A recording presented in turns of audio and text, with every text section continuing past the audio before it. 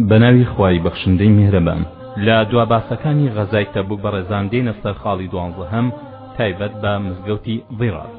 لە کاتی گەڕانەوەی پێغەمبەری خوادا صلی الله عليه و آله وسلم لە تەبوک ئەم ئاەتانە هاتنە خوارەوە بووی: والذين اتخذوا مسجدا ضرارا وكفرا وتفريقا بين المؤمنين وإرصادا لمن حارب الله ورسوله من قبل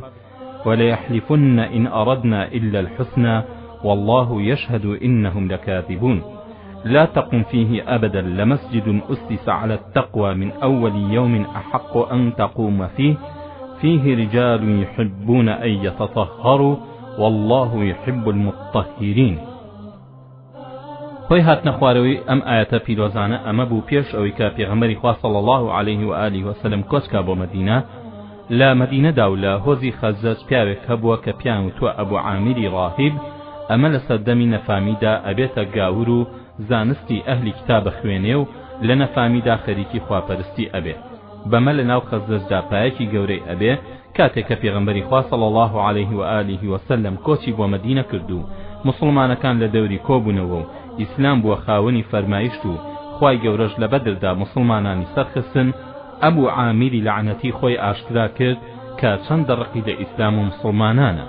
بۆیە خۆی پێنەگیرا و بەرەو کافرەکانی مەککە هەڵهات تا لەوێ ئەوان بۆ جەنگی ئیسلام هەڵبنێ. ئەو بوو قوڕەیش و ئەو هۆزە عەرەبانی کە لەگەڵیان جۆر بوون سوپایان جەم کردو هاتنەوە سەر مەدینە و لە نزیک ئوحوددا ئەو جەنگە خوێناویە ڕوویدا و خوای گەورە بە شکستێکی کاتی مسلمانانی تاقی کردەوە و سەرنجام سەرکەوتنیش هەر بۆ تەقواداران بوو. ئەبوو عامیری فاسق لە نێوان هەردوو سوپاکەدا چەند چاڵێکی هەڵکەندبوون و لەو ڕۆژەدا پێغەمبەری خوا صلی الله عليه و آله وسلم کەوتە ناو یەکێکیان و زامدار بوو. دانی تەختی لای ڕاستی خوارەوەی شکاو سەریشی زامدار بوو. لە یەکەم زۆرانبازیدا ئەبوو عامیری فاسق هاتە بەرەوە و کەوتە دواندنی ئەنفارە خزمەکانی و ویستی بەلای خۆیدا ڕام بکێشێ و دڵیان نەرم بکە. کاتێک کە زانیان مەبەستی چییە وتیان خوا نتکاتە چاوساخ، ئەی فاسق، ئەی دوژمنی خوا. دەستیان کرد بە قسە پێوتن و جنێو پێدانی. ئەویش گەڕایەوە دوا وتی بەخوا دوای خۆم خزمەکانم تووشی خراپە هاتون. پێش ئەوەی ڕابکا بۆ مەککە پێغەمبەری خوا صلی الله عليه و آله وسلم بانگی کرد بۆ مسلمان بوون و قورئانی بۆ خوێند، بەڵام ئەو ملی بە مسلمان بوون نەدا و یاخی بوو. پێغەمبەری خوا صلی الله عليه و آله وسلم دوعای لێ کرد کە بە دووری و دەرکراوی بمرێ. ئەوە بوو ئەو دوعای لێگیرا بوو. ئەبوو عامیر دوای ئوحود کە هەستی کردوا کاری ئیسلام لە بەرزبوونەوەدایە خۆی گەیاندە لای هیرەقلی پادشای ڕۆم و داوای کۆمەکی لێ کرد دژی پێغەمبەری خوا صلی الله عليه و آله وسلم. ئەویش بەڵێنی پێیدا و دڵی خۆش کرد و لەوێ مایەوە. ئەبوو عامیر نامی بۆ هەندێک لە خزمە منافقەکانی مەدینە ئەنووسێ و بەڵێنی پێ ئەدان و بەوە دڵخۆشی ئەکردن کە سوپایەک دێنێتە سەر مەدینە و ئەچێت بە گژی پێغەمبەری خوادا صلی الله عليه و آله وسلم و لە مەدینە دەری ئەپەڕێنێ. جا داوای لەو خزمانەی کرد کە لە مەدینەدا بنکەیەک دروستکەن تا کە هاتەوە بیکاتە بنکەی کاری. ئەوانیش بەمە دڵخۆش بوون و دەستیاندا بیناکردنی مزگەوتێک لە نزیک مزگەوتی قوبا و بەر لەوەی کە سوپای ئیسلام بۆ تەبوک دەربچێ ئەو مزگەوتیان تەواو کرد. ئەوە بوو هاتنە خزمەتی پێغەمبەری خوا و داوایان لێ کرد بێت بۆ لایەن و لە مزگەوتەکاندا نوێژ بەجێ بێنێ تا ببێتە بەڵگەی ڕەزامەندی و دانپێدانانی. باسییان بۆ کرد کە ئەم مزگەوتیان بۆ لاوازان و لە خۆشان دروست کردووە تا لە شەوی تەڕ و تووشیدا نوێژی تێدا بکەن. بەڵام خوای گەورە لەوە پاراسی کە نوێژی تیا بکات و فەرمووی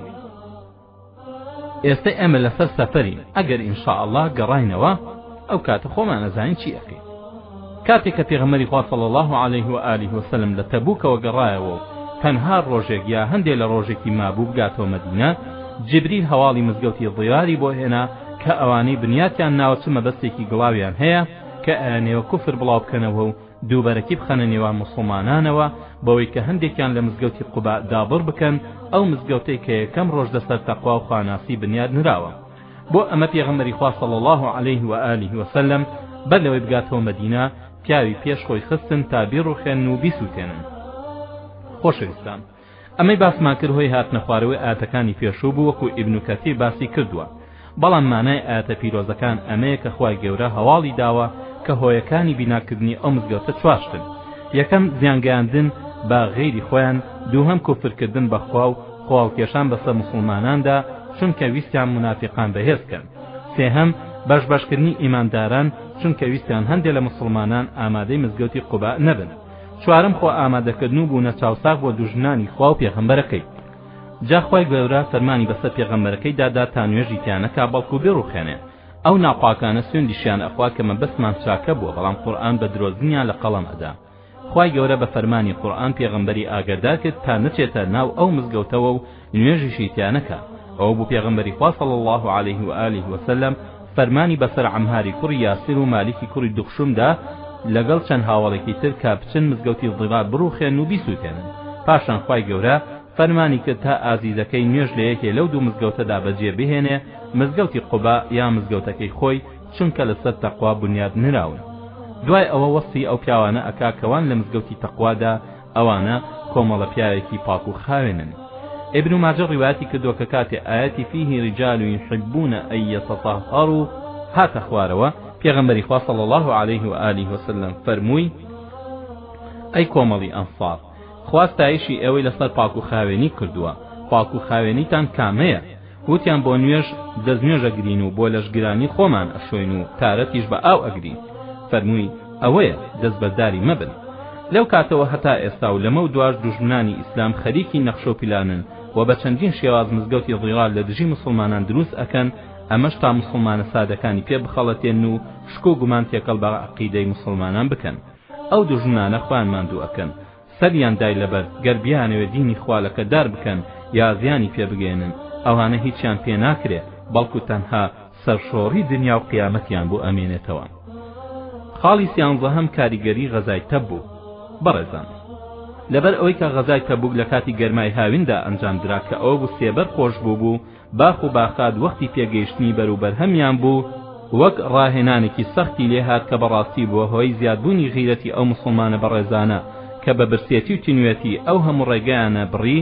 بەرەو دژنێکی ملهوڕی بەدەسەڵات و خاوەن سوپایەکی تاقانە لە جیهاندا بێ ئەوەی تاقە مسلمانێک ناڕەزای یامان دوێتی دەرببڕێت. ئەم ڕاهێنانە سەختە سەلماندی کە قورئان چۆن پیاوێکی پێگەیاندون. لە ئەنجامدا کە مسلمانەکان بەسەری بەرزەوە گەڕانەوە چەند دەستکەوتێکی معنەوی پێشکەش بە سوپای ئیسلام کران. یەکەم،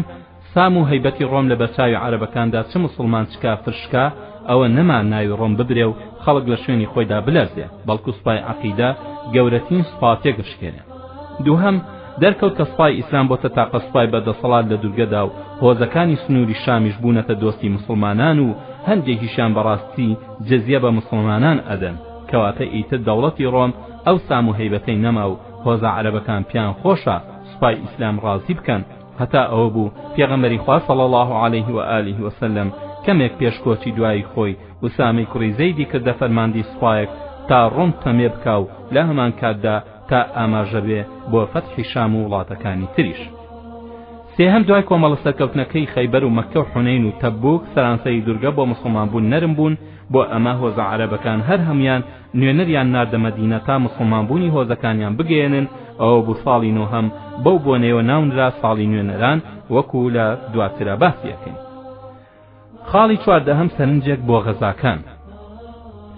بەڕێزان، ژمارەی ئەو غەزایانەی کە پێغەمبەری خوا صلی الله علیه و آله وسلم بە فەرماندەیەتی خۆی ئەنجام دران 27 یا 28 غەزا بوون و سریەکانیش 6 سریە بوون کە لە هەمویاندا جەنگ و کوشتار ڕووی نەداوە. ئەگەر بەوەردی سەرنجی ئەو هەموو غەزایانە بدەین کە چەندە بەڕێک و پێکی ئەنجام دراون، بۆمان دەرئەکەوێت کە سەرزەوی تاقە فەرماندە و سەرکردەیەکی بەخۆوە نەدیوە کە لە پێغەمبەری خوا صلی الله علیه و آله وسلم لە پێشتر بێ لە نەخشەی جەنگ و ئارامگرتن و ئازایەتی و غیرەت و کۆڵمەدان، هەر وەک سەرداری هەموو پێغەمبەرانە ئاوار سەرداری هەموو سەرکردە و فەرماندەکانی سەرانسەری مێژووی مرۆڤایەتیە. بۆ هەموو غەزایەک نەخشەی چاک و ڕێکی کێشا. ئیتر لە هەموو غەزاکاندا سەرکەوتن بەشی بوو، جگە لە تێکشکانێکی کاتی بۆ چەند سەعاتێک بەهۆی هەڵەی سەربازەکانیەوە لە ئوحود و حونەیندا. ئەوە بوو سەرنجام هەر ئەو سەرکەوتوو بوو لە جەنگی ئوحوددا هەر ئەو ڕۆژە سەلماندی کە مەیدانی جەنگ وا بەدەستی مسلمانەکانەوە و ئەوان لەسەر خۆ شەهیدەکانیان لەوێ ناشت و بۆ سبەینێش دوای شەهیدبوونی دەیەکی سوپا و زەمداربوونی 150 تر تا حمراء الأسد قڕیشی ڕاونە. لە جەنگی حونەینیشدا دوای کەمێک هاوڵانی بان کردەوە و بە 100 جەنگاوەری دامەزراوەوە جەنگی سەرکەوتنیان دەست پێ کرد و 20,000 جەنگاوەری هەوازین شوێن نەبوو خۆیانی تێدا حەشاردن. چەندە پاڵەوانێتی پێغەمبەری خوا صلی الله علیه و آله وسلم لە غەزاکاندا ئەسەلما لە غەزای ئوحود و حونەیندا چاکتر ئەسەلما بۆ ئەو ئارام و دان بەخۆداگرتن و وەرە بەرنەدانەی دوای تێشکان لە هەردوو غەزاکەدا هەتا سوپای ئیسلامی جەم ئەکردەوە و وەک شاخی دامەزراو لە بەردەم دوژمندا دای ئەمەزراندنەوە کەواتە سەرکەوتنی ئەو دوو غەزایە گرنگتر بووە لە سەرکەوتنی غەزاکانی تر کەواتە پێغەمبەری خوا صلی الله علیه و آله و سلم شکستی بەخۆی و نەخشەکانیەوە نەدیوە بگرە پاڵەوانانە شکست و هەڵەی هاوڵەکانیشی چارەسەرە کرد بەم غەزایانە پێغەمبەری خوا صلی الله علیه و آله و سلم توانی شارستانێتێک دابمەزێنێ ئومەتێک بە هەموو ڕەوشتێکی بەرزەوە بەرپا بکە وڵاتێک پڕکا لە ئاسایش و هێمنی کە هەر گیشتی وەهای بەخۆی نەدیبێ دوژمنایەتی و تۆڵەسەندن و ڕقەبەرایەتی بنبڕ بکە ئەمەش دوای پایەدان بە دڵسۆزان و ڕەوشبەرزان تا خزمەت بکەن و ناسینی منافق و دەستبڕان و دوورخستنەوەیان بەم غەزایانە کە لە قوتابخانەی قورئانەوە فەرمانیان بۆ دەرەچوو پێغەمبەری ئازیزمان صلی الله علیه و آله و سلم کۆمەڵێک فەرماندەی بلیمەت و خواناس و دەست و دەمپاکی پێگەیان تا دوای خۆی ئیسلام پێشکەش بە وڵاتان و گەلانی دەرەوەی دورگی عەرەبی بکەن و ڕۆم و فارس بەجارێکا بەگیر بێن و سوپای هەردوو گەورە دەوڵەتی جیهان بە چۆکدا بهێن و لەستەم و جەور و خوێنمشینی هەژاران دەستکۆتا بکەن بەم غەزایانە پێغەمبەری ئازیزمان صلی الله علیه و آله و سلم مەبەستی جەنگ و کوشتاری گۆڕی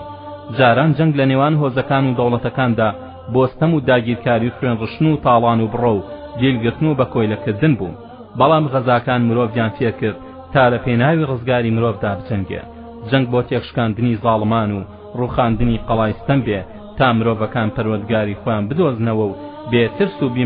بیپەرستن و بەمەش لە مەینەتیەکانی دنیا و قیامەت سەرفراز بن لێرەدا ملهوڕان دەستکۆتا کران لاوازەکان بوونە خاوەنی ڕێز و خاوەنی ژیان با هەمووان بەندەی خۆدا بن هاوڵێک بۆ مەبەستێکی پاک و بەرز بۆ ماچکردنی شانی مبارەکی پێغەمبەری خوا صلی الله علیه و آله و سلم ئەڵێ ئەی پێغەمبەری خوا قامچین لێداوم پێغەمبەری خواش ئامادەی خۆی بۆ تۆڵەسەندن دەرەبڕێ فەرمان ئەدا با ئەو هاوڵە بەڕێزە قامچێک لە ئازیزی بداتەوە ئەویش بیان و ئەگرێ کە گوایە ئەو بەشانی ڕووتەوە قامچەکەی بەرکەوتووە ئازیزی شانی بۆ ڕوو دەکات و ئەویش هەڵمەت ئەدا ماچی ئەکا مێژووی مرۆڤایەتی مێژوویەکی ڕەشی تاریکی چڵکنە جگە لە مێژووی پێغەمبەران و شوێکەوتوانیان تەنها ئەوان ڕووناکی و گەشاوەیان بۆ مێژوو تۆمار کردووە بەتایبەت پێغەمبەری نازدارمان صلی الله علیه و آله و سلم و هاوڕێ مەرد و قارەمانەکانی چونکە دەستڕۆیشتوانی مێژوو ئەگەر بە پاکی هەڵگری دینی خوددا نەبوون ئەوە هەموو ڕەنج و تەقەلایەکان بۆ ئەم چوار ڕۆژە تەمەنی دنیا بووە بۆ سەرۆکایەتی و پارەکۆکردنەوە ڕابواردن ئیتر سۆز و بەزەی و دڵسۆزی و خەمخۆری بۆ مرۆڤەکان و بۆ گەلەکان بە هیچ شێوێک نەبوون هەرچەندە لەم چەرخانی دواوەدا لاف و گەزاپی زۆر لێدرا بۆ مافی مرۆڤ و مافی گەلان و مافی چەوساوان چونکە هەر کەس بە پاکی دەست بە دینی خوا نەگرێ هیچ پەروەردەیەکی لا نییە و تەنها بیری وا بەلای خۆیەوە و تەنها خەریکی خواپەرستی ئەبێ ئیسلام یاسای جوانی نەخشە کێشا تا فەرماندە و سەربازەکانی ئیسلام لە کاتی جەنگدا پەیڕەویان بکەن ئەو یاسایانە ئەوەندە جوانن تێکڕای مرۆڤایەتی شانازیان پێوەکە سولەیمانی کوڕی بوڕەیدە لە باوکەوە گەڵێتەوە کەوتوێتی ئەگەر پێغەمبەری خوا صلی الله علیه و آله و سلم کەسێکی بکردا بە ئەمیری سوپایەک یا سریەیەک ئامۆژگاری ئەکرد کە لە دڵی خۆیدا تەقوای خوای بەدەسەڵاتی لەیاد نەچێ و ئامۆژگاریشی ئەکرد تا لەگە مسلماناندا چاک بێ پاشان ئەی فەرموو بە ناوی خواوە و لە پێناوی خوادا غەزا بکەن هەر کەسێ ئیمانی بەخوا نییە کوشتاری بکەن غەزا بکەن لە دەستکەوتی جەنگ پێش بەشکردنی هیچ لا نەدەن غەدر نەکەن کوژراوی دوژمن لوت و گوێ نەکەن منداڵ نەکوژن ئەم ئامۆژگاری نایابانە بۆ پەڕی پیرۆزیەوە سێرەکران بۆیە چه فەرماندە و چ سەربازێک بە جوانی گوێڕایەڵیان بۆ ئەکردن هەروەها پێغەمبەری خوا صلی الله علیه و آله و سلم فەرمانی ئەدا بەسەر مسلمانانە تا ئیسلام بخەنە بەرچاوان و خەڵکی بۆ لای ڕاتکێشن نەک دووری بخەنەوە ئەی فەرموو یەسیروا وەلا تعەسیروا وەسەکینوا وەلا تونەفیروا ئەگەر تەشریفی بۆ ناو کۆمەڵێک ببردایە شەو لا ناخڵۆفیدا نەئەچۆ سەریان هەتا ڕۆژە بوویەوە زۆر بە توندی دوورە پەرێزی لە سووتاندن بە ئاگرە کرد کوشتنی کچۆڵەی قەدەغە کردبوو لێدان و کوشتنی ئافرەتی قەدەغە کردبوو هەموو زەرەر و زیانێکی قەدەغە کردبوو وەک درەخت بڕین و لە ناوبردنی دەغڵودان و کوشت و کاڵ لە کاتی فەتحی مەککەدا هەڵمەت بردنە سەر زامدار و شوێنکەوتنی هەڵات و کوشتنی دیلی قەدەغە کرد هەتا کوشتنی نێدا و نوێنەری قەدەغە کرد کوشتنی هاوپەیمانی وەها لە قەڵەمدا کە ئەو کەسە بۆنی بەهەژ ناکە هەرچەندە بۆنی بەهەژ لە دووری 40 ساڵ ڕێگاوە ئەبیسترێ. ئەوەشمان لێیان نەچێ کە غەزا و سەریەکانی سەردەمی پێغەمبەری خوا صلی الله علیه و آله وسلم کەمترین کوشتاریان تیا کراوە کە لە هەردوو لە 1018 کەس زیاتر نەکوشراوە کە دیارە بە قوربانی دانێکی ئاوەها کەم دەوڵەتی عەدالەت لەسەر زەویدا بەرپا بکرێ کە ئەبێتە مای پاراستنی ملیۆنەها خوێن و پاراستنی شەرەف و سەروەت و سامانی ملیۆنەها مرۆڤ و بڵاوکردنەوەی ئەمن و ئاسایش لە ناوچەیەکی یەکجار زۆردا بەڕادەیە کە ئافرەتێک لە حیڕەوە سواری وشتر ببێ و بەتاقی تەنیا بگاتە کەعبە و تەوافی ماڵی خوا بکە جگە لە خوا لە کەس نەترسێ یا ئافرەتێک لە قادسیەوە سواری وشتەکەی بێ هەتا زیارەتی ماڵی خوا بکە بەبێ ترس بەمەرجێ لەوە پێش کاروانی حکومەتە گەورەکانیش ئەگەر کەسانێکی تایبەتی پاسەوانیان نەکردایە جەردە ڕێیان پێ ئەگرت و تاڵانیان نەکرد. ئەوەشمان لێیان نەچێ کە بڵاوبوونەوەی ئیسلام ماوەیەکی یەکجار کەمی پێچووە ئەوە بوو لە ماوەی 10 ساڵدا تەنها 274 میل دووجا ناوچەی گرتەوە کە لەم ماوەیەدا مسلمانان بۆ هەر یەک مانگێک تاکە پیاوێکیان لەدەستداوە و زیانی دوژنیش ئەو پارەکەی 150 کەسی لەدەستداوە کە 10 ساڵەکەش تەواو بوو زیاتر لە 1 ملیۆن میل دووجا ملکەتی حکمی ئیسلام بوون. خۆ ئەگەر قوربانیانی غەزاکانی پێغەمبەری خوا صلی الله علیه و آله وسلم بەراوردکەین لەگەڵ قوربانیانی دوو جەنگە نەگریسە بێ ئەنجام و بێکەڵکە جیهانیەکەدا واتە جەنگی جیهانی یەکەم لە 1914 بۆ 1918 و جەنگی دووهەم لە 1939 بۆ 1945 ئەوە هەست بە جیاوازێکی زۆر ئەکەین. لە دائیرەة المعارف البریتانی لاپەڕا 1013 چاپی 1974 داوەها نووسراوە کە ژمارەی کوژراوانی جەنگی جیهانی دووهەم لە نێوان 35 ملیۆن و 6 ملیۆن بووە بەمەرجێ ئەوەندەی خوێنی تاقە کەسێک مرۆڤایەتی کەڵکی لەو دوو جەنگەنا هەموارەوە نەگرتووە. هەروەها ژمارەی قوربانیانی مەحاکم و تەفتیش لە ئەوروپا لە سەدەکانی ناوەڕاستدا کە کەنیسە دژی زانیاری و زانایان ئەنجامی ئەدا گەیشتە 12 ملیۆن کەس. خاڵی 15 کۆچی دوایی نەجاشی